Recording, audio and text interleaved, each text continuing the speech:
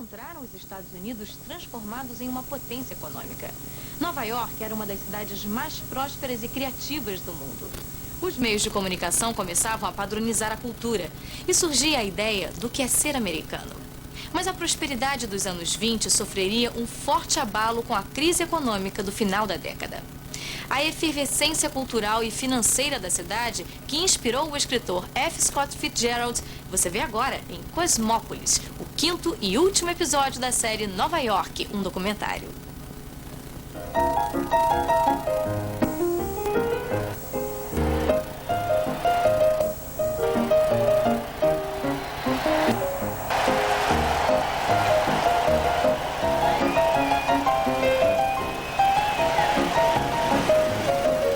Durante toda a primavera e o verão de 1919, as ruas de Nova York foram tomadas por desfiles militares e tropas que retornavam dos campos de batalha na Europa. Semana após semana, as multidões iam às ruas para aplaudir os regimentos à medida que eles marchavam pela Quinta Avenida, passando pelo Grande Arco da Vitória na Rua 23, pelo Memorial Solene da Rua 42, até chegar ao Parque.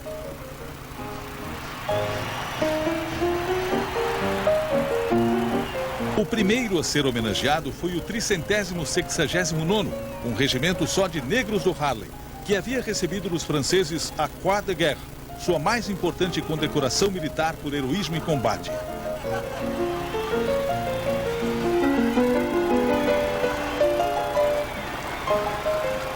There had been a war fought and won, and the great city of the conquering people was crossed with triumphal arches and vivid with thrown flowers of white, red, and rose. All through the long spring days, the returning soldiers marched up the chief highway, while merchants and clerks left their bickerings, and crowding to the windows, turned their white-bunched faces gravely upon the passing battalions. F. Scott Fitzgerald.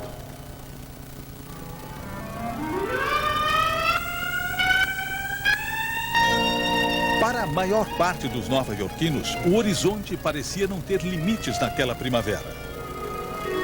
No primeiro mês do ano, Al Schmidt, o herói do movimento de reforma trabalhista, prestou juramento em sua posse como o primeiro governador de ascendência irlandesa dos Estados Unidos.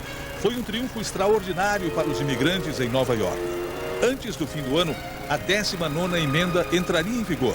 Após décadas de uma luta intensa, as mulheres americanas conquistariam o direito de voto. E, finalmente, após quase 300 anos, o grupo étnico mais antigo de Nova York, depois dos holandeses, conquistaria um espaço para si na turbulenta cidade comercial. Tudo é possível. Um jovem de 23 anos do meio oeste americano chamado F. Scott Fitzgerald escreveu à sua noiva Zelda no dia de sua chegada em fevereiro: "Estou na terra da ambição e do sucesso." This was the dawn of the day of the hope of that this was the American century. Europe hadn't believed really in the notion of what America was becoming until the First World War. But we were suddenly the great power which promised to become the supreme power of the 20th century. And I think that was an actual psychological transformation in us. Sem que alguém pudesse prever, na primavera de 1919, a cortina estava prestes a se abrir, revelando o ato mais espetacular e comovente dos 300 anos de história da cidade, quando 130 anos de um crescimento incessante atingiriam o clímax. Na década que se seguiria, à medida que a cidade e o país se libertavam do passado e buscavam um futuro aparentemente sem limites, Nova York se tornaria um dos lugares mais criativos, comercial e culturalmente da Terra, envolvida como nunca nos sonhos intoxicantes do capitalismo.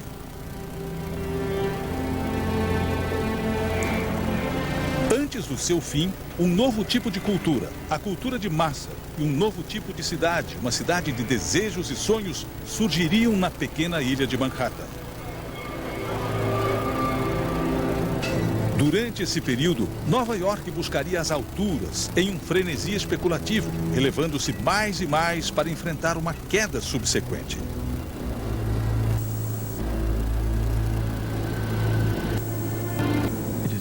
European city no longer. It is American. It is itself. Imperial New York. Plenty of time yet. Men and machines. We are all so young yet. Wait and see.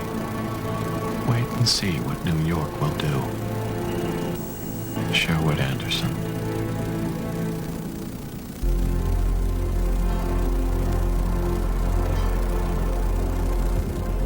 Well, honestly, the thing that struck returning veterans just off the boat, as it were, was Prohibition. And they were ticked off that what they were coming back to was a no-beer universe. They also, in fact, were not coming back to economic good times. We tend to forget that there was, in fact, a post-war recession. So for a couple of years, in fact, they were looking at no beer, no job. But then the boom took hold. The great boom of the 20s, which is organized around the mass production and the mass consumption of commodities. Well, the 1920s is a period that people talk about in terms of the so-called Second Industrial Revolution, which refers to a basic shift in the American economy toward the production of what we would call consumer goods.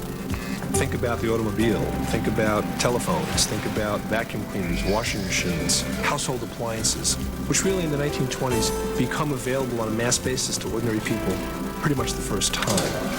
And I think an important part of that shift to consumer capitalism, to producing consumer goods, is the need to make sure that you can sell those goods, that you can advertise them, that you can market them. And in this respect, New York, in effect, becomes a kind of central player in the Second Industrial Revolution because New York is the center of image production. New York is also the center of advertising. It's the center of the new mass media. And so the Second Industrial Revolution, you could say, really becomes marketed, advertised, sold, largely through what's going on in New York City. Formerly, the task was to supply things that men wanted. The new necessity is to make men want the things which machinery must turn out if civilization is not to perish. The problem before us is not how to produce the goods, but how to produce the customers. Samuel Strauss. Durante quase 300 anos, o mercado consumidor de Nova York cresceu continuamente. Seus limites eram ampliados a cada novo avanço dos setores do transporte e da tecnologia. Porém, em pouco mais de 5 anos, tal mercado passaria a ser ilimitado, graças à força do novo veículo de massa concentrado em Manhattan, uma nova invenção que em 1922 já irradiava invisivelmente do topo de alguns arranha-céus da cidade.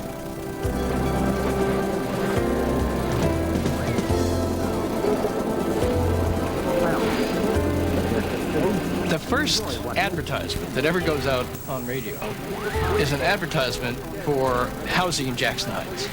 And these guys get in, they describe the glories of Queens and not so far from the city, and yet it's bucolic and rural. And they are swamped, they are flooded with demand for Jackson Heights apartments. And bills go off all over New York City.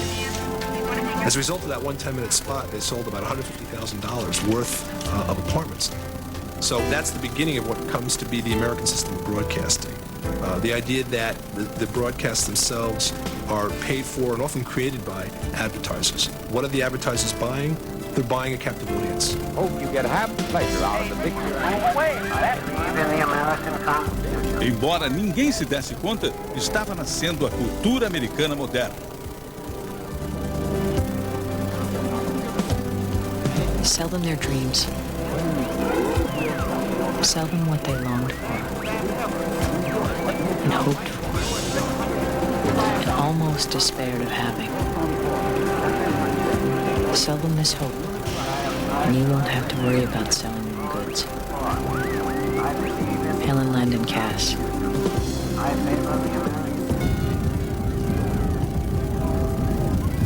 Estimulada pela explosão comercial em Midtown e pela sensação de que todas as antigas regras haviam sido suspensas, fosse no comércio ou nas artes, nos 5 anos seguintes terminaria de se formar em Nova York a cultura democrática mais voraz e inconstante que o mundo já vira. Na década que se seguiria, à medida que as forças da primeira cultura de veículo de massa faziam desaparecer os antigos estilos de vida americanos, um imenso abismo se criaria entre o passado e o futuro na cidade de Nova York. Depois disso, os americanos passariam um bom tempo tentando descobrir o que fora perdido e ganho.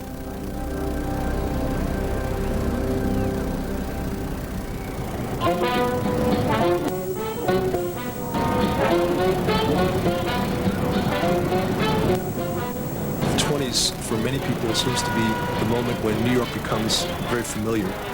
I think that the phrase the roaring 20s can best be understood, perhaps, with reference to the explosion of image making.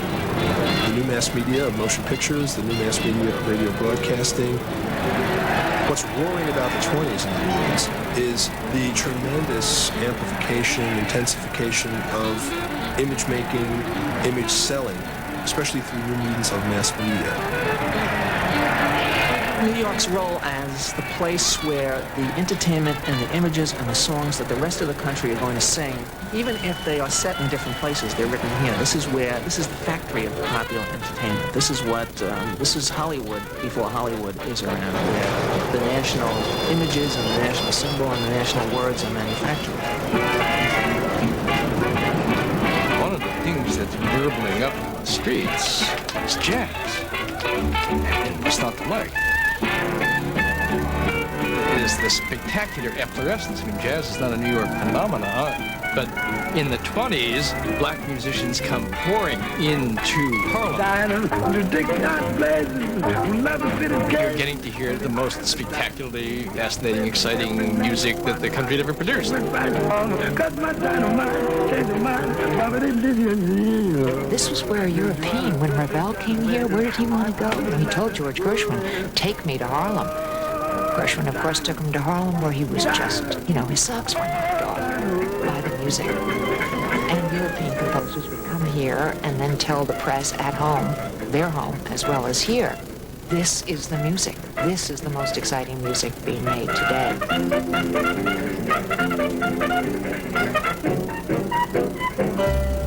Em 1924, escritores, poetas, artistas e músicos negros de todo o país chegavam em grande número à nova cidade dos negros, atraídos pela presença da mídia, por grandes oportunidades na indústria do entretenimento e pelo encanto do Harlem.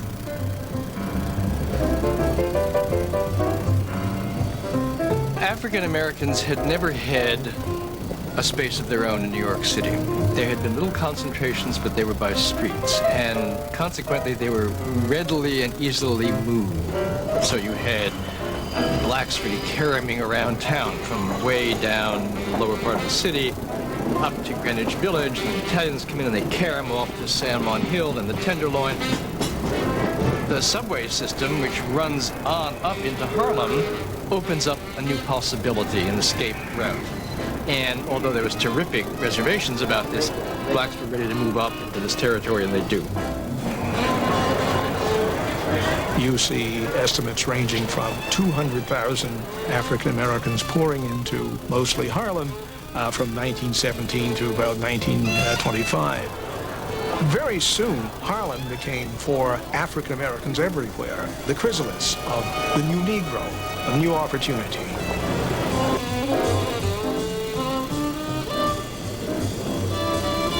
Influenciada pela cultura negra, a mais extraordinária geração de compositores e letristas da história americana, entre eles Richard Rodgers, Jerome Kern, Oscar Hammerstein, Cole Porter e George e Ira Gershwin, criaria uma cultura musical totalmente nova, dedicada não apenas à pureza de um único estilo, mas a todas as possibilidades surgidas da união de diferentes culturas.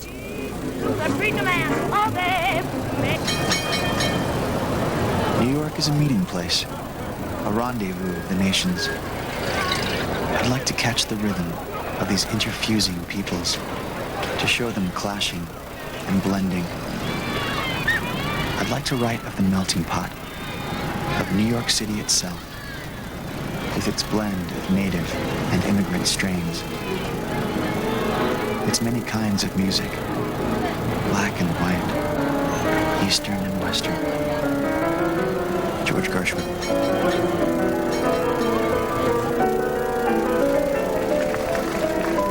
baseada em músicas líricas que combinavam um jogo de palavras sofisticado a gírias comuns e melodias e ritmos de 3 continentes, a mensagem dos novos musicais da Broadway era clara. Ser americano implicava mistura, pegar emprestado e mesclar para criar novas formas. A essência dos Estados Unidos era Nova York, onde há mais de 300 anos acontecia um processo de migração e mudança.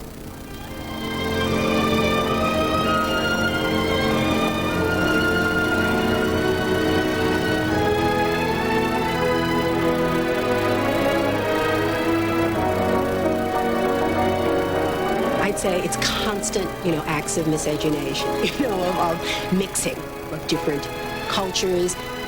Think of blood as really as a metaphor, my blood in your veins, my speech in your mouth, et cetera, my gestures reinterpreted, through your body. That's what it is.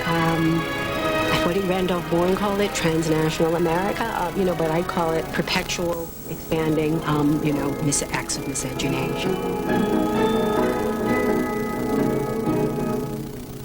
A partir dos anos 20, Nova York passou a ser a capital econômica e cultural dos Estados Unidos. Daqui a pouco você vai ver a guerra dos arranha-céus e a ascensão e queda do mercado de valores. O documentário Cosmópolis volta depois do intervalo.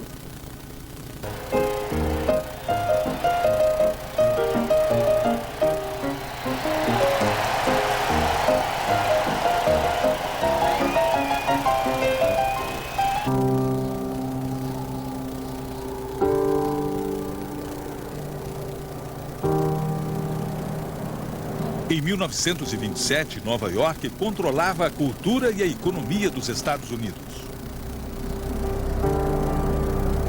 Nunca a força da metrópole foi tão ampla e penetrou tão profundamente na vida consciente e inconsciente da nação. Nunca as forças comerciais e culturais da cidade foram tão entrelaçadas e difundidas. A efervescência criativa de lugares como Harlem e Times Square, nos quais a arte inspirava a condição de comércio, se estendia então a todos os cantos dos Estados Unidos, estimulada pela explosão da mídia, na qual o comércio aspirava à condição de arte.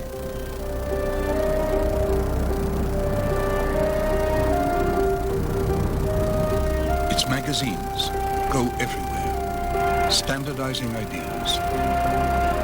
Its slang invades the remotest recesses, standardizing speech. Its melodies are in every home, standardizing entertainment. The very thought of Broadway, the main street of all America, thrills millions who are scattered far and wide. Collinson Owen. Em 1927, Nova York havia se tornado não só a capital da cultura americana, como também um lugar onde a ideia do que era ser americano era fabricada, para então ser transmitida para o restante da nação e do mundo. Ao contemplar tal imagem, muitas pessoas eram atraídas pelo que viam, enquanto muitas outras ficavam horrorizadas.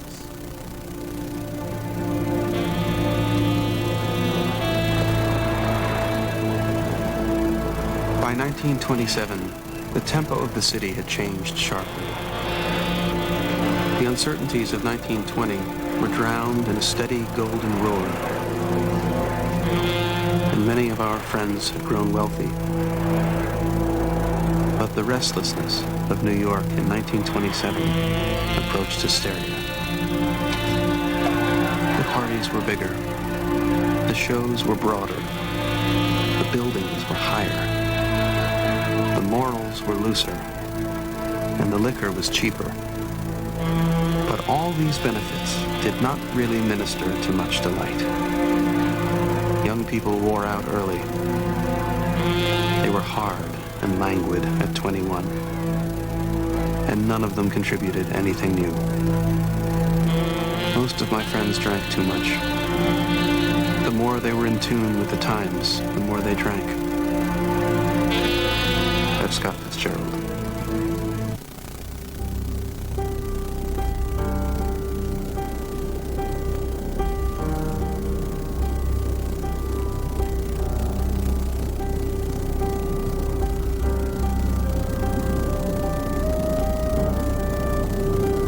Em Nova York, nunca houve algo que se igualasse aos dois grandes dramas que se sucederam nos anos 20. A ascensão do mercado de valores e a guerra dos arranha-céus.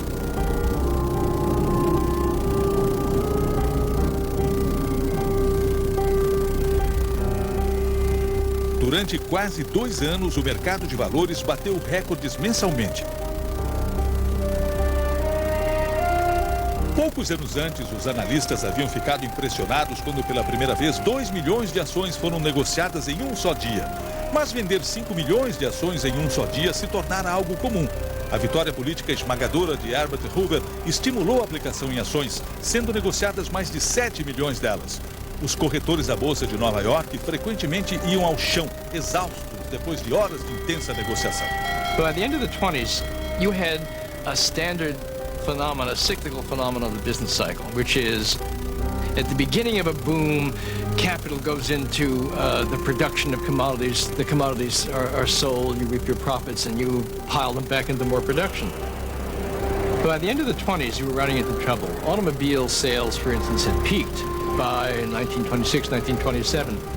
Increasingly, it made less sense to continue to pour money into the production of commodities. And when that happens, usually capital goes in two directions. One, paper speculation, and indeed it fueled this tremendous surge of speculation driving up stock prices on the market at the end of the 20s, and real estate. And you get a surge of capital into far more office space than in fact is warranted by any rational calculation of expanding businesses. But once you start on that dynamic, it's in fact almost impossible to stop.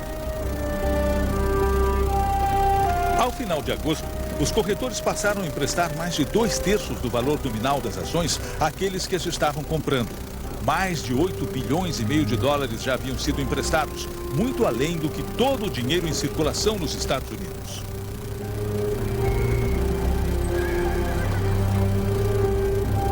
Enquanto isso, os edifícios ficavam cada vez mais altos. Durante 16 anos, o edifício Woolworths reinou absoluto como o mais alto do mundo. Mas teria início uma corrida para superá-lo. Todos pareciam estar respirando o mesmo ar rarefeito, frio e intoxicante.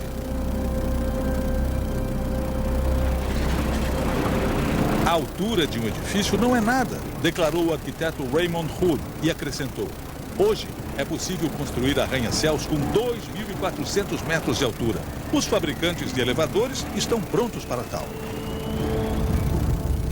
Na primavera de 1929, a corrida em direção ao céu havia se tornado uma febre, quando o magnata dos automóveis, Walter Chrysler, revelou planos para a construção de um novo edifício na esquina da Rua 42 com a Avenida Lexington. O arquiteto William Van Allen tinha instruções para fazer dele o mais alto do mundo.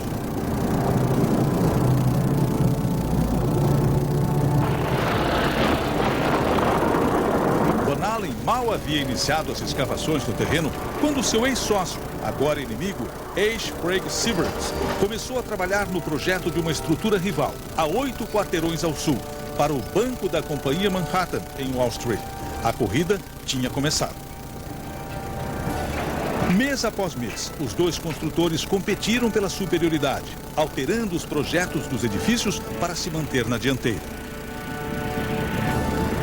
Em dias de céu claro, os operários de cada um dos edifícios podiam acompanhar o progresso dos concorrentes a 6,5 km de distância. Quando o edifício do Banco da Companhia Manhattan finalmente ficou pronto em 1929, a maioria das pessoas achava que ele havia vencido a guerra pela superioridade. Severance acrescentou uma clarabóia, depois mais 10 andares de apartamentos de cobertura e, por fim, um mastro de 15 metros, na tentativa de derrotar o seu rival de uma vez por todas. Mas o edifício Chrysler tinha uma carta guardada na manga. Severance is thinking his building is the tallest. Van Allen builds a steel or Monel spike. Monel is a kind of early form of stainless steel. A spike is created in the top of the building. And then at the last minute, it's literally pushed up to create the crowning feature at the top of the building, taller than his former partner. No dia 16 de outubro de 1929, a agulha de 56 metros, montada em segredo no interior do edifício, emergiu de seu casulo cromado e foi fixada triunfalmente na estrutura. A agulha prateada fez com que o edifício Chrysler alcançasse uma altura de 320 metros, 37 metros mais alto do que o seu rival.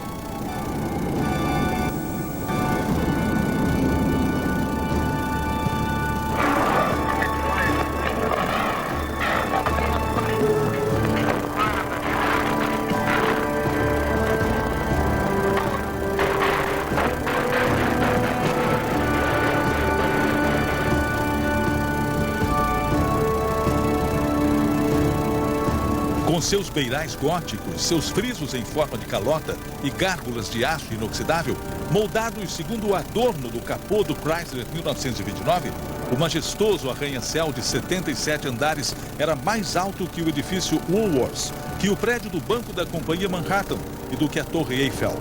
Era indiscutivelmente a estrutura mais alta do mundo, pelo menos por enquanto.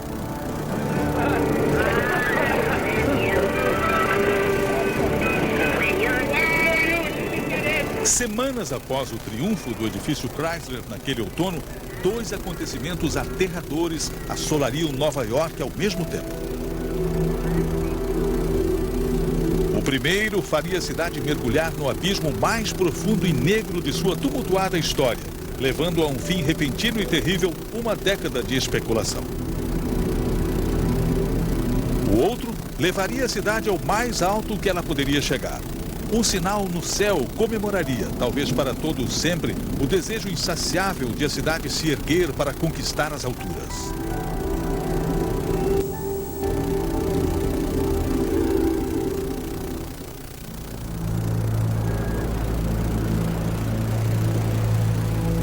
Durante o verão de 1929, sucederam-se sinais de insatisfação. Há meses, o índice de desemprego vinha aumentando e as vendas de automóveis e a receita das lojas e departamentos diminuíram bruscamente. No sul e no oeste, fazendas foram à ruína em números nunca vistos. Ainda assim, em Wall Street, o otimismo delirante continuava inabalável. No dia 27 de agosto de 1929, o índice Dow Jones seria o mais alto de todos os tempos.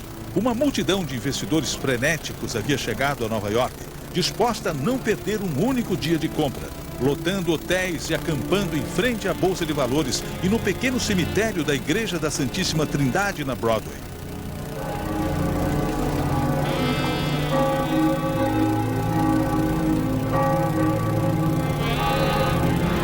What caused the crash of 29 was excess speculation. What had happened was that the American economy as a whole had begun to cool starting in 1928.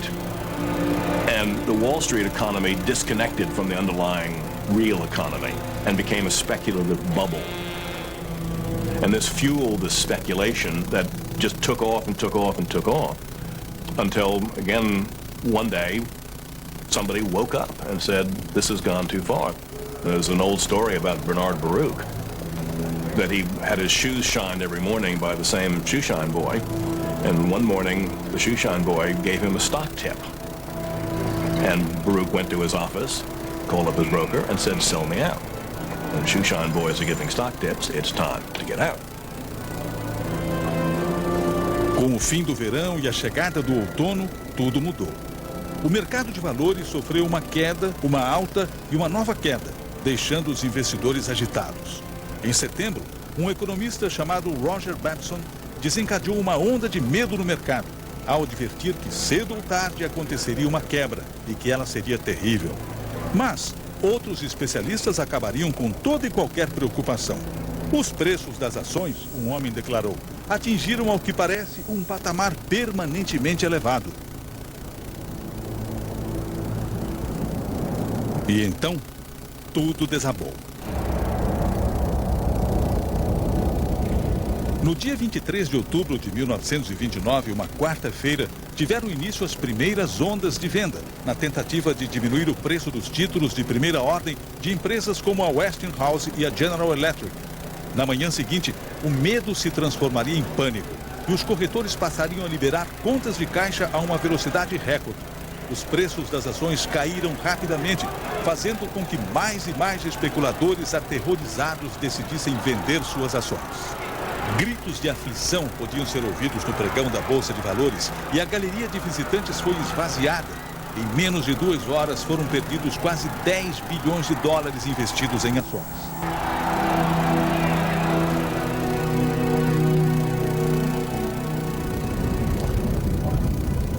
Na terça-feira seguinte, dia 29 de outubro de 1929, conhecida como Terça-feira Negra, outra onda de vendas de ações atingiu a Bolsa. O mercado continuava em baixa e o caos e o pandemônio se instalaram na Bolsa. À medida que o preço das ações despencava, uma torrente de investidores em pânico decidiu vender suas ações e corretores desesperados brigavam, gritavam e passavam uns por cima dos outros para sair de lá.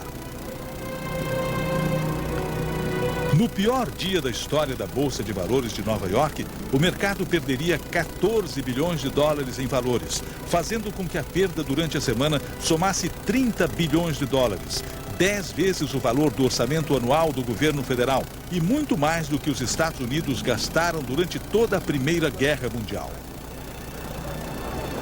Os que mais sofreram a curto prazo foram os milhares de pequenos investidores, que, acreditando que qualquer um pudesse ficar rico, haviam comprado ações em margem, chegando a pedir emprestado até 90% de seu valor declarado.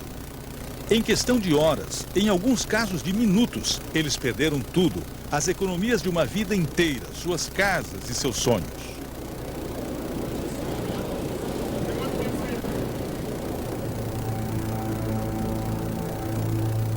Esta semana, declarou um editor de jornal, testemunhou a maior catástrofe de todos os tempos. Levaria 1 década e meia para que a economia americana conseguisse se recuperar totalmente.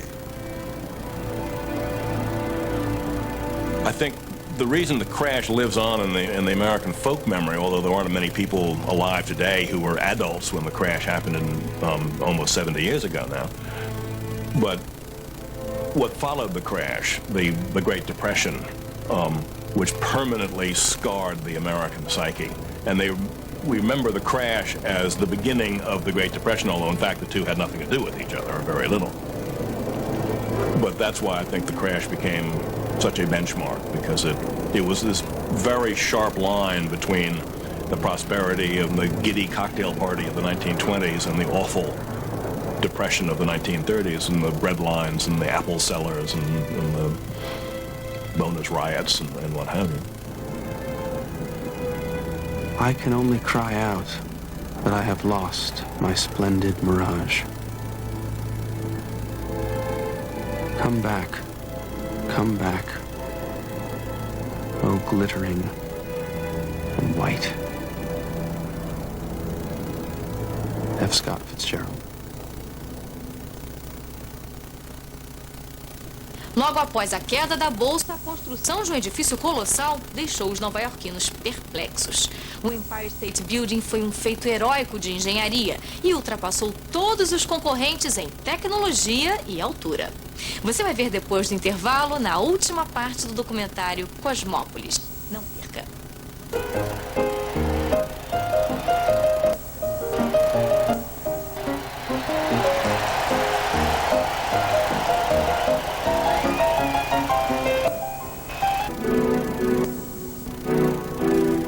Era o prédio que não deveria ter sido construído e foi erguido no lugar e na época errados.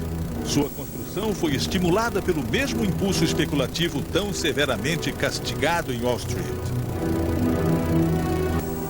Mas ainda assim ele foi construído, no silêncio ensurdecedor que sucedeu à quebra. Quando ficou pronto, embora ninguém soubesse ao certo se era um sucesso ou um fracasso, todos tinham certeza de que era a mais pura e gloriosa expressão de tudo aquilo que a cidade representava. O financista de Wall Street, John Jacob Ascott, queria muito construir um edifício que superasse os demais. Durante a primavera e o verão do ano do grande boom financeiro, ele havia reunido forças em total segredo. Em maio, ele encontrou uma área ao sul do distrito financeiro em Midtown, na esquina da Rua 34 com a Quinta Avenida, onde ficava o Hotel Waldorf Astoria.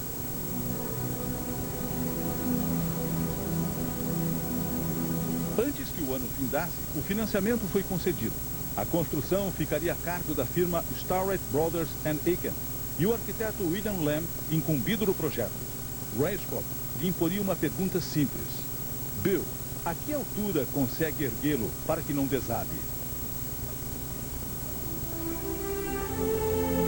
A notícia do impressionante projeto foi revelada pelo filho mais famoso e predileto de Nova York, Al Schmidt. Raiscobb fez do ex-governador o porta-voz do edifício, oficialmente batizado Empire State Building.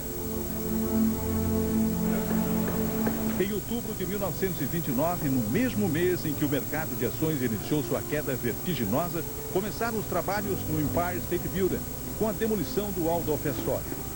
Um mês depois, com o agravamento da crise econômica, Al Schmidt reuniu novamente a imprensa. Longe de diminuir o tamanho do projeto, Raiscobb decidiu acrescentar uma flecha de 60 metros de altura ao topo do edifício, de 85 andares. A flecha colossal da altura de um edifício de 17 andares faria com que a estrutura atingisse 381 metros de altura, 62 metros mais alta do que o edifício Chrysler, seu rival, situado 10 quarteirões ao norte. 7 semanas depois, no dia 22 de janeiro de 1930, as fundações do grandioso edifício começaram a ser feitas. The Empire State Building is not only an incredible icon, it also has the ironic role in this story of coming really after the crash of the stock market, being the kind of like the guest who arrives too late at the party. Nobody had a job suddenly. There were no more skyscrapers. Construction was almost nothing. They had a budget. They had to build the building as quickly as possible in the hopes of getting some tenants in. Meio século de experiência na construção de arranha-céus na ilha de Manhattan seriam empregados na edificação do Empire State Building. Um feito heróico de engenharia em qualquer época, especialmente no inverno negro de 1930.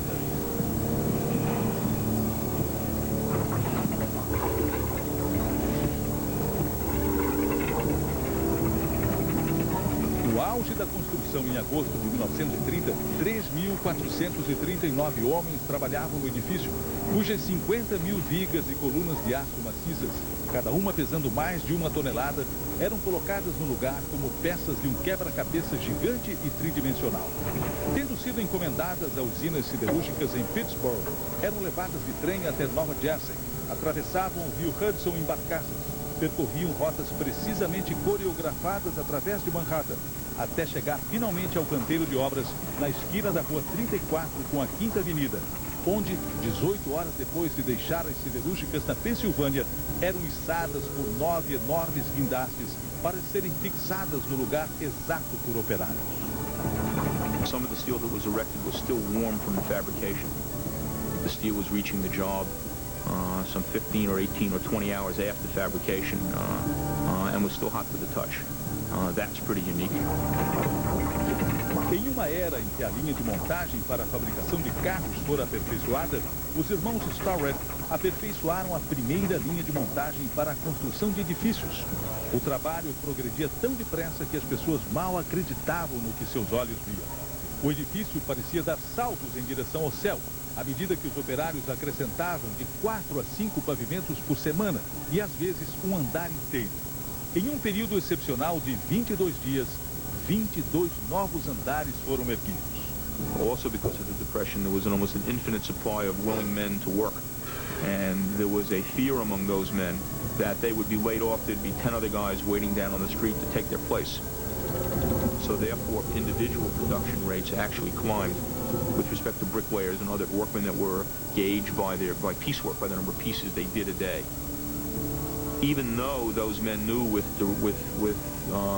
direct certainty that when their job was over, they were going to either the unemployment line or very likely the bread line. Em meados do verão, todos os olhos estavam voltados para a estrutura majestosa que estava sendo erguida e podia ser vista claramente de todas as partes da cidade. Para a multidão que se reunia diariamente nas ruas para observar a construção do edifício, para os fotógrafos e os repórteres que avidamente acompanhavam cada detalhe da operação, os verdadeiros heróis eram as turmas de repitadores, centenas de homens que trabalhavam em grupos de 4, montando a estrutura peça por peça. Pendurados em vigas a 300 metros de altura, os revitadores faziam seu trabalho perigoso com grande velocidade e precisão, aquecendo, arremessando, pegando e colocando no lugar rebites de aço incandescentes. 400 a cada 8 horas de trabalho, recebendo $1,92 por hora, com direito a 30 minutos de almoço. These guys worked together, played together, ate together. If any one member of the riveting gang didn't show up for work because of illness or for some other reason, the whole gang didn't go up that day. You simply just didn't substitute people around. There was a great deal of trust involved with handling 800-degree rivets flying through the air. The rivets are heated to their red hot. They are then taken by tongs, and they are literally thrown some distance, sometimes as much as 50 or 60 feet. They are then caught by someone who has a bucket with a conical head, almost like a funnel at the top, so that it gave the catcher, as he used to be called, a little bit more leeway to get these things before they would drop back down to the deck and actually burn through something. A splattering of fiery particles cascades down from the torches that the steel workers use for cutting 10-ton girders in half and for lighting their cigarettes. There is a good deal of strolling on the thin edge of nothingness. The New York Times.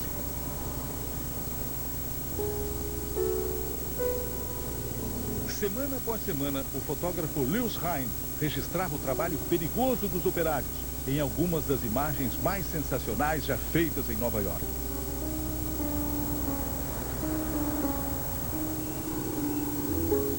These are classical heroes in the flesh. Outwardly prosaic, incredibly nonchalant. Crawling, climbing, walking, swinging, swooping on gigantic steel frames. Hairy-chested huskies, strapping youths, clean-limbed and clear-eyed. Fusing the iron of their nerves with the steel of the girders they build into modern cities. The London Daily Herald. Do princípio ao fim, das fundações à última peça de adorno no saguão de mármore reluzente, graças ao empenho heróico de engenheiros e operários, foram gastos apenas 13 meses para erguer o edifício mais alto do mundo, um dos grandes feitos da construção civil.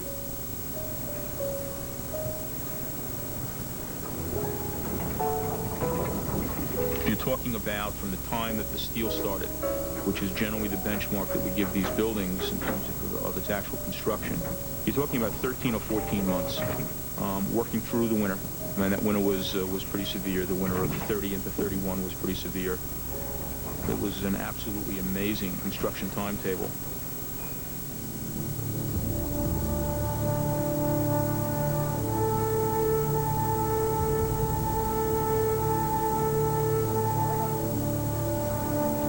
A inauguração aconteceu no dia 1º de maio de 1931, em uma manhã ensolarada.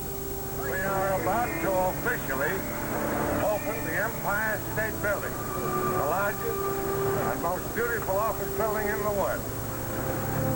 Paul Smith, o porta-voz oficial do prédio, comandou o evento de gala no terraço panorâmico no 86º andar, que contou com a presença de John Jacob Racecoff, o prefeito Jimmy Walker e o governador Franklin Delano Roosevelt. In the world today that can be reached from a building designed, fashioned, built by the brain, the brawn, the ingenuity and the muscle of mankind. I am very happy to take part in this very auspicious occasion with my old friend, Governor Smith. When I came up in the elevator, I went so high that I expected to get above snow level.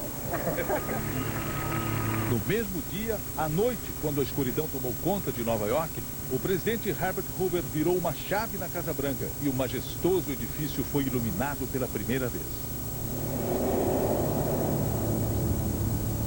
Empire State seemed almost to float, like an enchanted fairy tower over New York. An edifice so lofty, so serene, so marvelously simple, so luminously beautiful, had never before been imagined. One could look back on a dream, well planned. Well, what do you think of the sight of Greater New York from the 86th floor of the Empire State Building? I think it's a marvelous sight. On a clear day, you can see all the way down to Sandy Hook in the south. The longest vision from any building I'd probably think in the world. Well, it's much the highest I've ever been up. Highest for me, too. Probably as high as I'll ever be. Embora John Jacob Raiscob houvesse conseguido tocar o céu, seu amado edifício nunca viveu à altura de suas grandes expectativas. Nem toda a alegria do dia da inauguração foi capaz de disfarçar o fato de que, desde muito cedo, o Empire State Building foi um fracasso comercial e motivo de um constrangimento crescente para o seu principal proprietário. Os céticos que haviam advertido sobre a localização arriscada do edifício estavam certos. No dia de inauguração, Raiscob e seus sócios só haviam conseguido alugar menos de 30% dos escritórios do prédio e 56 andares continuavam vagos. As pessoas passaram a chamá-lo de esvaziado State Building. When it was finished in 1931, there was a tremendous supply of office space coming onto the market at the same time.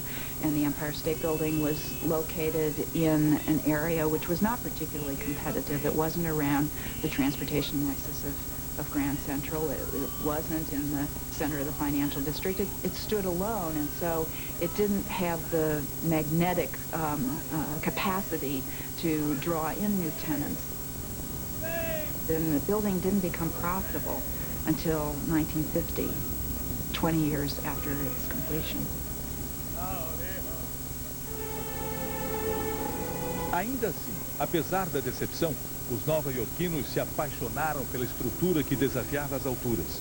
E quase que da noite para o dia, o Empire State Building se tornou o símbolo mais romântico e famoso da cidade. Logo, multidões de turistas de todas as partes do país e do mundo passaram a se apinhar do terraço panorâmico, que no primeiro ano arrecadou mais de $1 milhão em ingressos, uma soma semelhante à que os donos lucraram com o aluguel dos escritórios no mesmo período. O mastro de amarração, inadequado para dirigíveis, logo descobriria sua verdadeira vocação, alojando antenas de rádio e mais tarde de TV. Embora o Empire State Building nunca tenha transformado a Rua 34 no ponto de convergência de Manhattan, até mesmo essa falha aparente tomou ares de triunfo, já que ele permanece majestoso em seu isolamento. Um edifício esplêndido, magnífico, soberbo, avistado de longe e incomparável.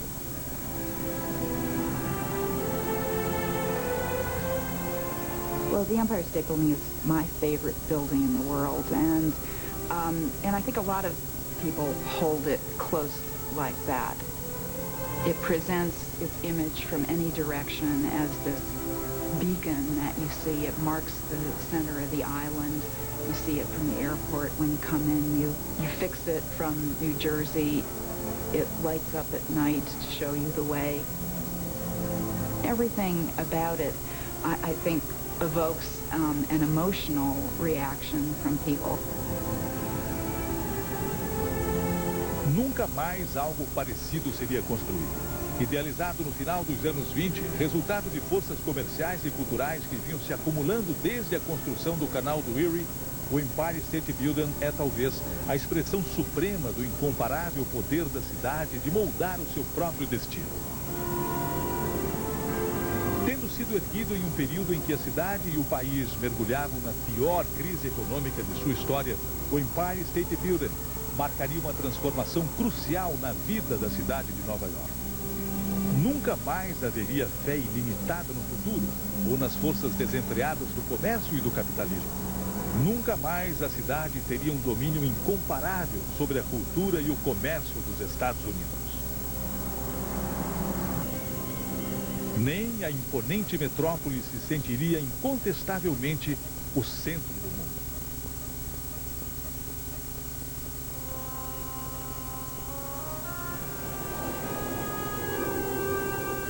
From the ruins, lonely and inexplicable as the Sphinx, rose the Empire State Building.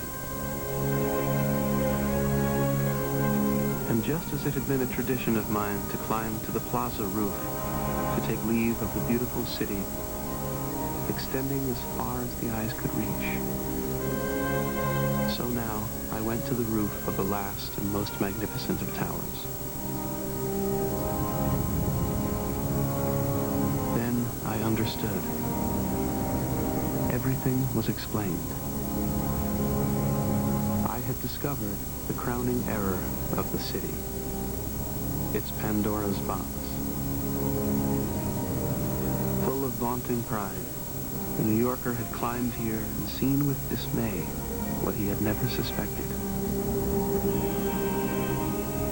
That the city was not the endless succession of canyons that he had supposed, but that it had limits, fading out into the country on all sides, into an expanse of green and blue that alone was limitless. And with the awful realization that New York was a city after all, and not a universe, the whole shining edifice that he had reared in his imagination came crashing to the ground. That was the gift of Alfred Smith to the citizens of New York.